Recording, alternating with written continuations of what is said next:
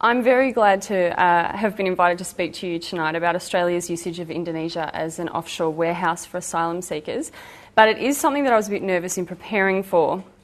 Since my trip to Indonesia last year, I've focused on discrete sections of this issue, one place at a time, one person at a time, and one interesting interpretation of human rights law at a time. But speaking to you here this evening has forced me to join all of those pieces together to create a rather shocking overview of an issue very close to my heart. So the basic background is that in July last year, I went with two guys, David Schmidt, who's an amazing filmmaker, which you'll see evidence of shortly, and a guy called Ali Reza, who is a Hazara refugee who's been living in Australia for a few years now after going through the works. Indonesian jails, Nauru Detention Centre, Port Hedland, all over the shop. And he became an Australian citizen 2 days before we left, got his passport and hopped on a plane and met us in Singapore. And he acted as an interpreter. And together we travelled around and we met about 250 people in various forms of detention and freedom throughout Indonesia. Most of them were Iraqi and Afghan Hazaras, and we met a sprinkling of Sri Lankans. And of course, the Sri Lankan aspect of this issue has taken a huge leap into public consciousness in recent months. I'm going to have to chop this evening's address into two rather crude parts. First the policy and then the people. This is obviously a false distinction as they're so clearly related to each other, but in the interest of clarity, I think it must be made. Those of us who have been involved in playing or even just spectating the game of refugee advocacy over the past few years have had a bit of a shock recently. Kevin 07 is edging towards Howard 01. On Christmas Island and all across the Indonesian archipelago, there are asylum seekers and their children in detention centres and prisons that are covered in Australian fingerprints. In Indonesia, detention centres are partly administered by the International Organisation for Migration, or IOM, infamous for its reign of terror in the Nauru detention camp, and once again being paid to keep asylum seekers at arm's length and out of reach of the boundaries of Australia's human rights obligations. But I'll get to that in due course. Let it be understood that Australia is paying untold millions of dollars to IOM and the Indonesian government to facilitate interception, arrest and imprisonment of asylum seekers who have set out, mainly from Afghanistan, Iraq and Sri Lanka, to find safety in Australia. They've not done so for kicks, nor to find a better job or a bigger house. The push to leave home is invariably characterised by grief, loss and fear. It is not taken lightly and its aftermath is lifelong. Australia's policy exists in apparent ignorance of that fact, and it is framed and spoken about as if asylum seekers are faced with a smorgasbord of attractive options. Stay or go, alone or with family, smuggler or queue, and my favourite, of course, legal or illegal. The truth is that there are often just two options, live or die. When a boatload of asylum seekers bobs onto the horizon at Ashmore Reef, we are not witnessing the final chapter of a choose-your-own-adventure story. We are receiving the human fallout of the worst conflicts and human rights violations on the planet today. It is a failure of human compassion and government leadership that as a nation we do not discuss refugee policy on these terms. 6 months ago, I would have fallen over myself to reassure you that I'm delighted with the Rudd government's changes to some of the harsher elements of Howard's refugee policy. I would have told you that temporary protection visas are gone, detention debts have been abolished, bridging visa E is now significantly softened up, and the Nauru Detention Centre has been closed, and that there are movements to ensure that no children are held in detention. But my, how times can change. I want to spend a little bit of time now talking about the apparent Indonesian solution policy. I say apparent because nowhere is it explicit. Questions about the government's intentions and its concrete policy go definitely unanswered, and what we know about the overarching strategy we can really only draw from inference. Perhaps it is for this reason that so many advocates, including myself, have given the Prime Minister the benefit of the doubt for so long, benevolent until proven guilty. It is certainly the reason why, somewhere in me, in some foolish place, I hold out hope that all the awful things I've learnt in the past 6 months are somehow a terrible mistake, that the government is unaware of them, and that if they knew, they would fix it up. Julian Burnside speaks about his baptism by fire, the involvement in the Tampa case, in those terms. Somehow, if this were brought to light, it would be fixed. But to quote him, I was wrong about that. So let's have a look at the nitty-gritty. Okay, so Australia's involvement, funding to IOM. The financial contribution that Australia gives to IOM all up is $36.9 million US. 15.5 of those go to IOM operations in Indonesia. The total IOM spend in Indonesia is $33.6 million. So Australia is approaching half of IOM spending in Indonesia. Where is it going? Care and voluntary return of irregular migrants to Indonesia. Anywhere where it talks about voluntary return, we have to be very, very careful, because generally IOM practices, some practices that Australia is involved in, and practices of the Indonesian government approach the forbidden practice of refoulement, which is sending a person back to a territory where their life or freedom may be threatened, and it's the fundamental tenet of refugee law. You cannot do that. But apparently there are $3,303,712 going towards doing that in Indonesia. Processing of Australia-bound irregular migrants, not sure what processing means there.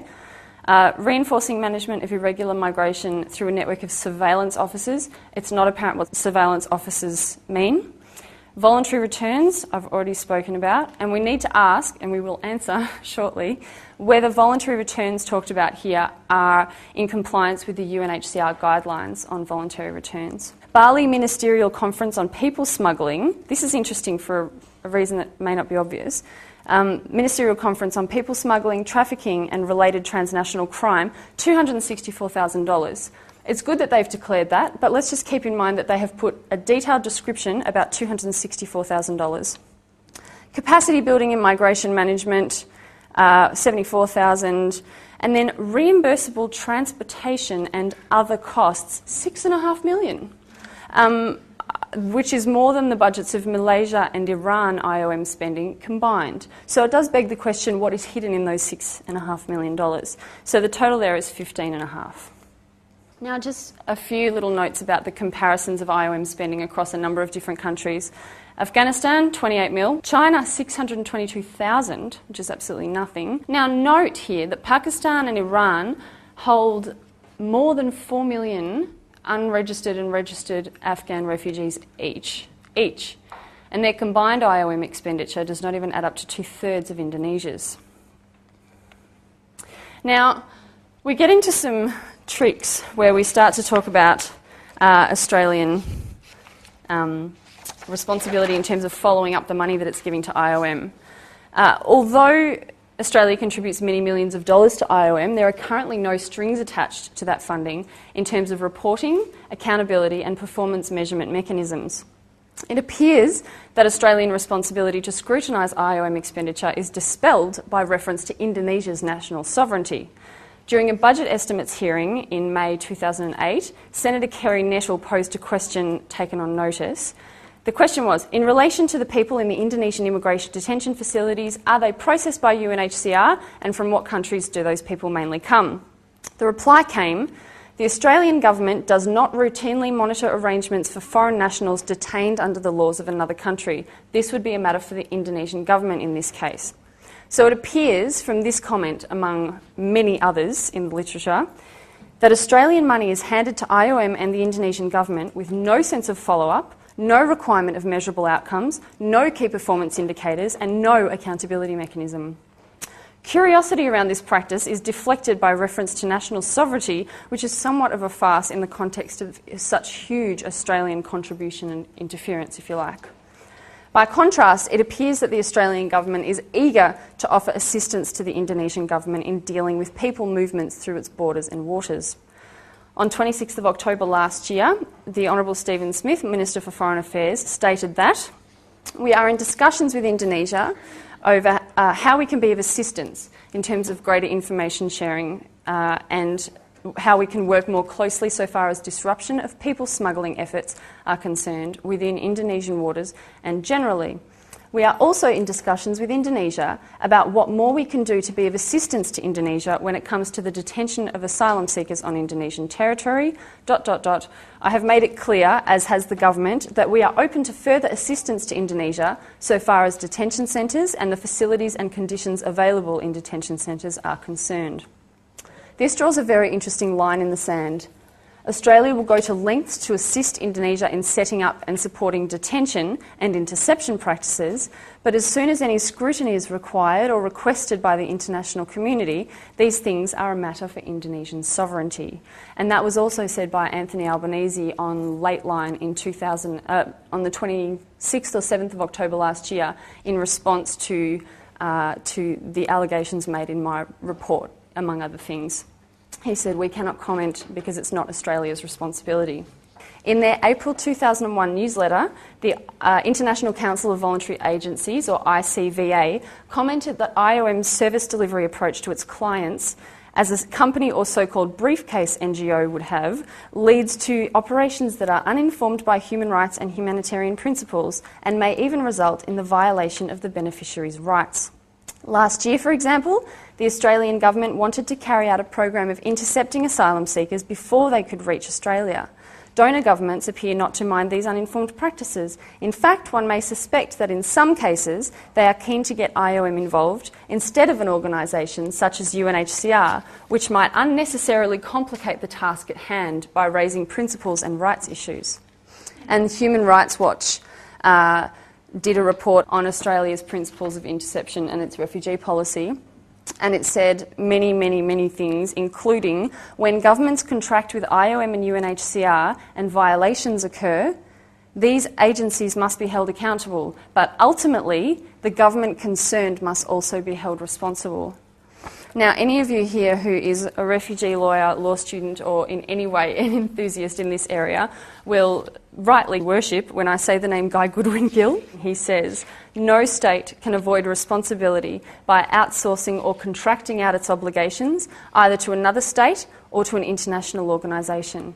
A state may be responsible for the conduct of an international organisation. This may arise when it aids or assists in the commission of an internationally wrongful act by the organisation, or when it directs and controls the commission of such an act, or when, as a member of an international organisation, the state circumvents one of its international obligations by providing the organisation with competence in relevance to that obligation, i.e. asking them to do it and giving them the money to do it." This is intended to deal with the situation where a state seeks to avoid one of its international obligations by making use of the separate legal personality of an organisation of which it is a member. Damning words indeed. Okay, now let's talk about the people. When we went to Indonesia, we found people in some pretty dire situations. What tends to happen is people arrive, they fly into Malaysia very often, and they pay a smuggler for the part of the process that gets them from Malaysia to Indonesia via a fairly wobbly boat journey. They are then typically picked up by the Indonesian police, which is not something I would advise that you do, although Pamela Kerr recently had a bit of fun in that regard. They are then sometimes sort of flicked over to the UNHCR to be registered as refugees, as asylum seekers. And then their accommodation is usually dealt with by the International Organisation for Migration. Now, the UNHCR process can take a very, very long time. It's a 3-stage process: registration, interview, and status determination or decision.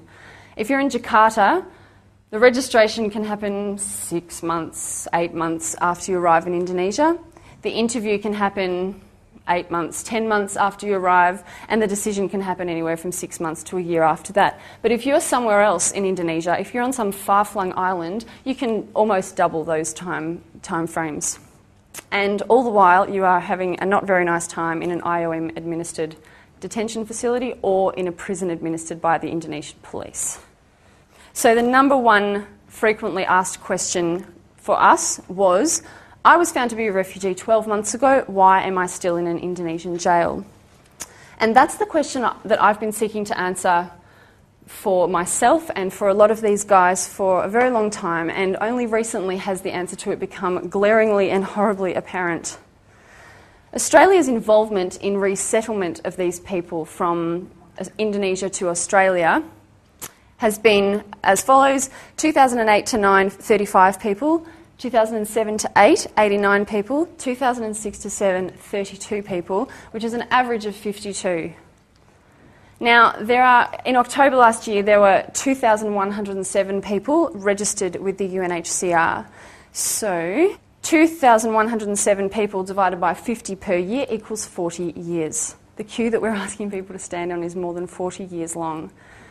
And it was recently discovered, very recently, that the UNHCR is not processing anyone who arrived in Indonesia after 2007. 2008, 2009, if you arrived in Indonesia, you better get comfortable because you're going to be here for a while. They are just not recommending people for resettlement. But of course they're not telling anyone that, because what happens is if you find out that that's the situation, you head for a boat as fast as your legs can carry you. And that, of course, is what people are figuring out for themselves, so they're heading for boats. I just want to show you this map because I think it is extremely informative.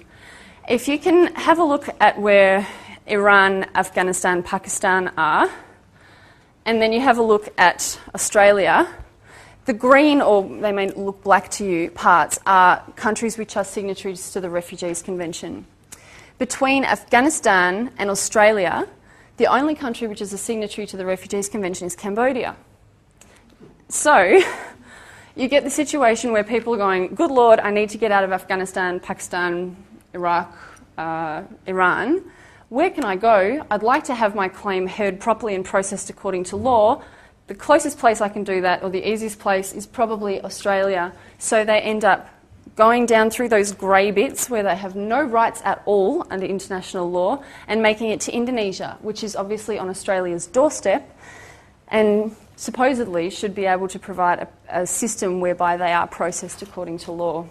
While they are waiting their 40 years, they are in some pretty bad conditions. What we found when we were there was harsh, cramped and unsanitary conditions in these filthy little jail cells where guys had, whole sides of themselves covered with an aggressive black-purple skin disease, filthy, polluted drinking water, including one thing that has burned into my mind forever, when an Iraqi microbiologist who was in detention at the Mataram sort of hostel in Lombok showed me a glass of the drinking water straight out of the tap with a whole lot of floaty bits in it, which he, as a microbiologist, described to us as being faeces and fungus. And this is the drinking water that is being paid for by IOM with Australian money for babies and children in that rat-infested, by the way, place of accommodation.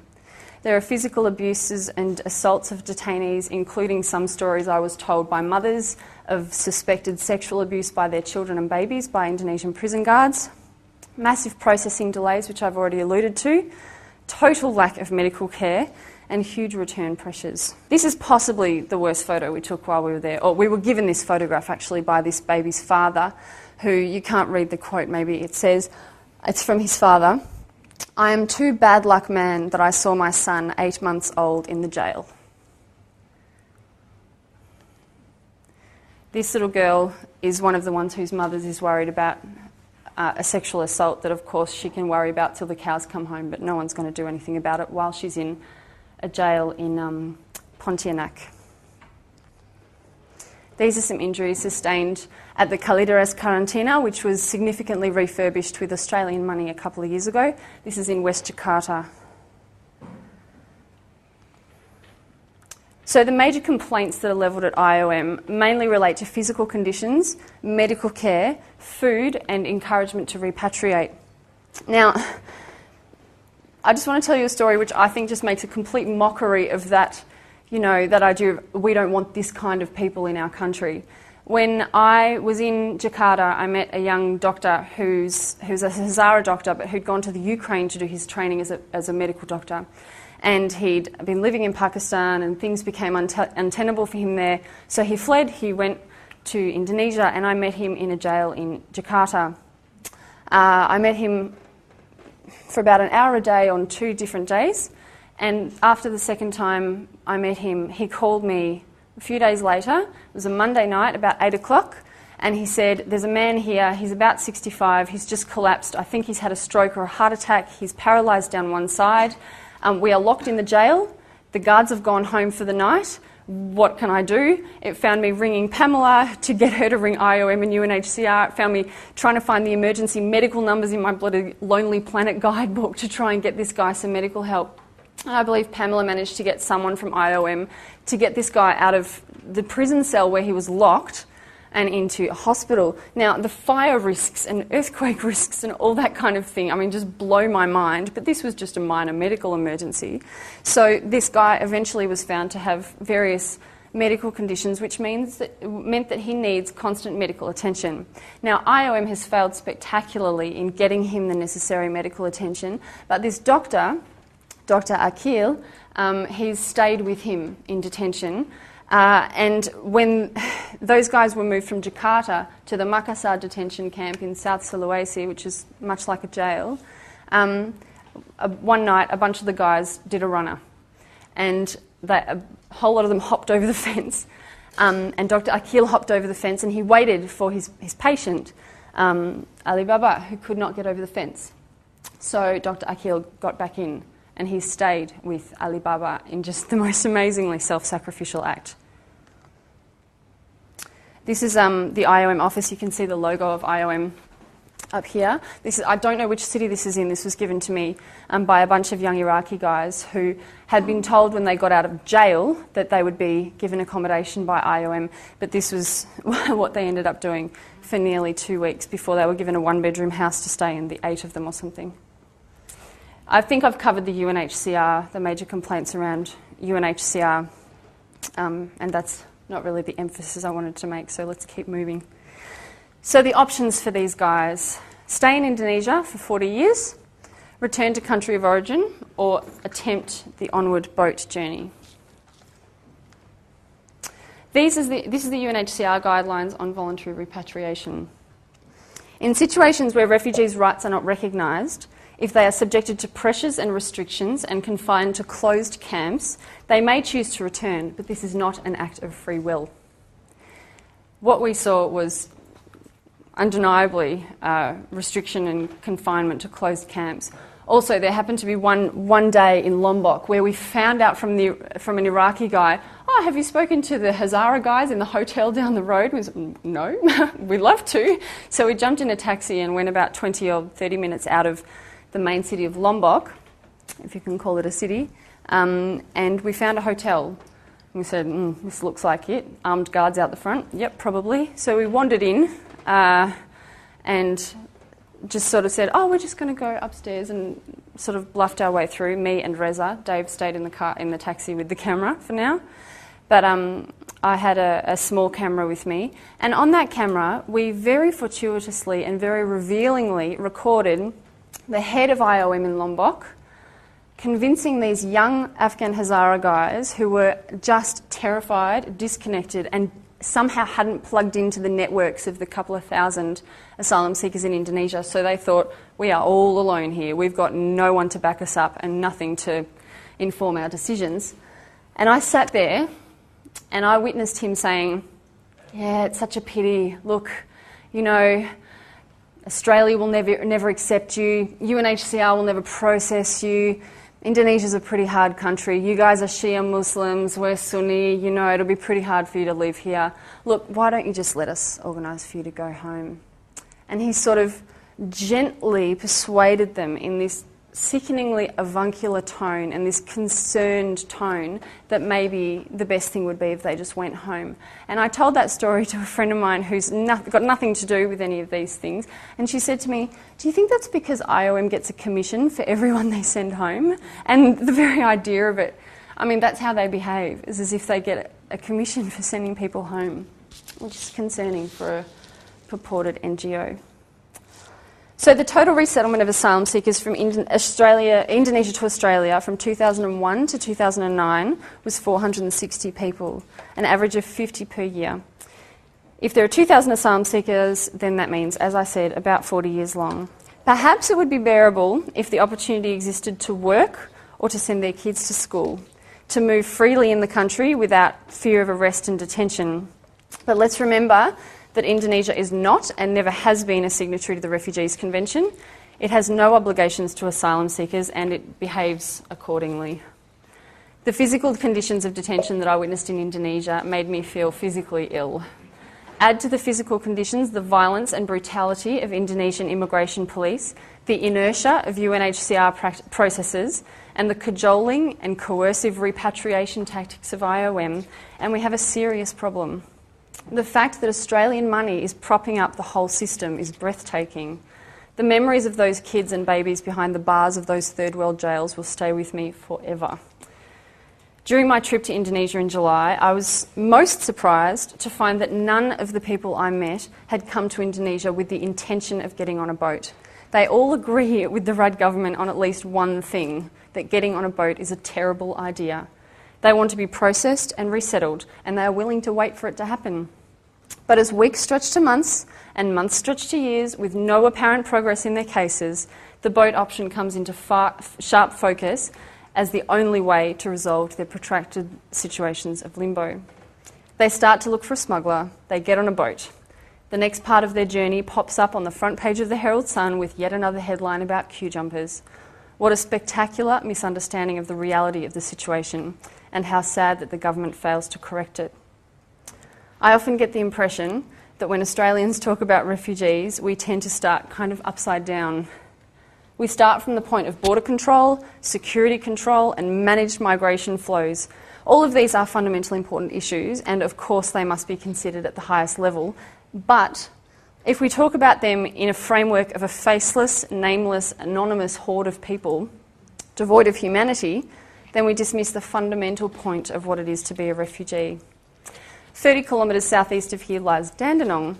It is full of Afghan kebab shops, carpet galleries, and colourful supermarkets where even cans of tomato paste look exotic and mysterious. A large proportion of the Afghan community in Dandenong is Hazara. I'm sure that most of us are familiar with the plight of the Hazara people and with how difficult it is to get on with life when you're the Taliban's public enemy number one. This little girl right here, who's 9 years old, described to me in her beautiful English the Taliban's practices of hammering nails into the skulls of Shia Muslims, and her disgust at 3 of her teachers, all women, being killed as punishment for the egregious crime of educating girls. There was a 14-year-old boy whose entire family has been killed for converting to Christianity, and a young man who watched his father's body take 16 bullets from a Taliban AK-47. These stories are devastatingly commonplace, and it is understanding of this experience of loss, grief and trauma that must colour our nation's treatment of asylum seekers. A few weeks ago, I sat up late with 2 of my housemates, both young Hazara men, and we had a chat. One of them reeled off the inevitable list that I always dread hearing, the inventory of family members wounded, killed or just disappeared, of innocents lost and of lives broken apart. This guy's list, in particular, included the boy's father, a sister, and his brother's 2 baby children. So ordinary and so matter-of-fact was his telling of it. So devastating that many of our countrymen would react with hostility and suspicion rather than sorrow and condolence to a young man who has lost so much.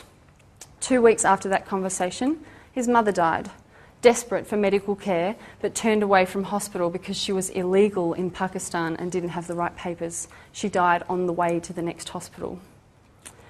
Australia is in the middle of a crisis in a teacup. The number of asylum seekers heading here is extremely small. We host 0.2 of the world's refugee population, where the developing world struggles under around 80%.